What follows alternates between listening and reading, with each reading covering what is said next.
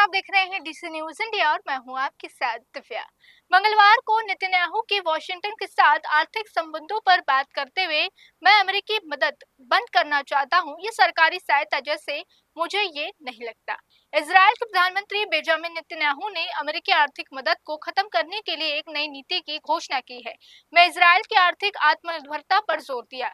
उन्होंने एक देश की संप्रभुता, क्षेत्रीय सैन्य मजबूती और कूटनैतिक कदमों पर केंद्रित रणनीति का ब्यौरा दिया है। कहा है, मैं अमेरिकी से मदद बंद करना चाहता हूं। मुझे सैन्य सुरक्षा पर जोर देते हुए उन्होंने फिलिस्तीनी राज्य के गठन का विरोध दोहराया। देश की आर्थिक निर्भरता पर जोर देते हुए इजराइल के प्रधानमंत्री बेंजामिन नेतन्याहू ने अमेरिकी आर्थिक मदद को खत्म करने के मकसद से एक बड़ी नीतिगत बदलाव की घोषणा की है। उन्होंने आगे कहा कि देश की मजबूत अर्थव्यवस्था को अब विदेशी सब्सिडी की जरूरत नहीं। मंगलवार को ये बात करते हुए प्रधानमंत्री ने कहा, भू राजनीतिक मोर्चों पर अपने प्रशासन की व्यापक रणनीति की रूपरेखा बताई, जिसमें देश की संप्रभुता, क्षेत्रीय सैन्य मजबूती और कूटनीतिक कदम शामिल थे। वॉशिंगटन के साथ आर्थिक संबंधों पर बातचीत करते हुए नेतन्याहू ने कहा कि मैं अमेरिकी मदद बंद करना चाहता हूँ, ये वेलफेयर जैसा है, मुझे ये नहीं चाहिए।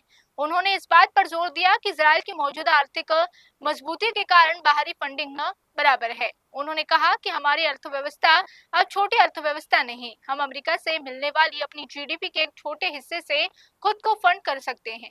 मैं चाहता हूं कि ये प्रक्रिया इस साल शुरू हो जाए। इसके अलावा संप्रभुता से जुड़े मुख्य मुद्दों पर बातचीत करते हुए प्रधानमंत्री बेंजामिन नेतन्याहू ने कहा, फिलिस्तीन राज्य के गठन के प्रति अपने प्रशासन के कड़े विरोध को फिर से दोहराया। उन्होंने कहा, इजराइल यहूदियों लोगों का राज्य राष्ट्र है, यहाँ कोई फिलिस्तीनी राज्य की नहीं बनेगा।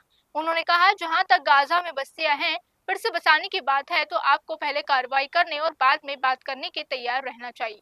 कभी कभी दोनों को अलग अलग रखना बेहतर होगा, इसलिए मैं इस विषय पर कुछ नहीं कहूंगा। क्षेत्रीय खतरों के खिलाफ इजराइल के लगातार चल रहे अभियानों का जिक्र करते हुए प्रधानमंत्री ने तेहरान के परमाणु सैन्य बुनियादी ढांचे के खिलाफ सीमा प्री एक्टिव स्ट्राइक यानी हमले से पहले हमला को लेकर सीधी चेतावनी दी। तो अभी के लिए बस इतना ही। देश दुनिया की तमाम बड़ी खबरों के लिए रुकी जय डीसी न्यूज इंडिया।